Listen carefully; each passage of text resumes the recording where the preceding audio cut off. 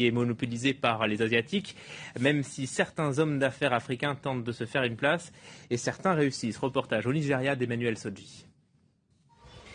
C'est toujours sous la haute protection de 6 policiers que ce patron se déplace. Il est le seul Africain à opérer dans un secteur totalement tenu par les Asiatiques au Nigeria. Ces usines de cheveux synthétiques sont installées dans ce quartier pauvre de Lagos afin de favoriser l'accès à l'emploi tout en bénéficiant d'une main-d'œuvre bon marché. La technologie d'abord vient des Asiatiques.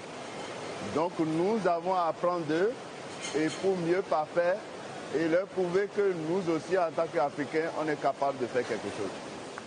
Aujourd'hui, grâce à des coûts de production compétitifs et une innovation permanente, l'entreprise du franco-béninois Nasser Nganwe est au Nigeria parmi les plus grandes fabricantes de cheveux synthétiques avec une moyenne de 13 millions de dollars de chiffre d'affaires par an.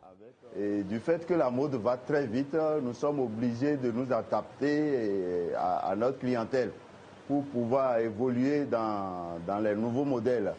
Pour rester imbattable face à l'expertise asiatique, le patron du cheveu synthétique a choisi la meilleure parade, l'embauche depuis 15 ans d'ingénieurs techniciens chinois et sud-coréens. Ce sont eux qui ont le savoir-faire au niveau des mèches. Dès qu'on est seul africain, on ne pourra pas s'en sortir aussi facilement.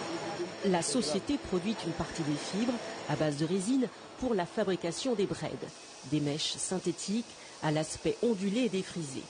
C'est ce produit phare qui place cette entreprise sur le marché nigérian numéro 1 en matière de braids.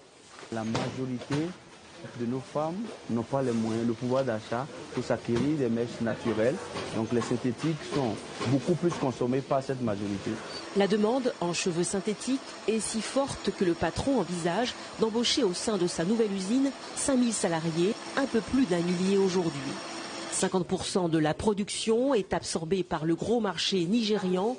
Le reste est exporté vers l'Afrique de l'Ouest, l'Afrique centrale, l'Europe et les États-Unis.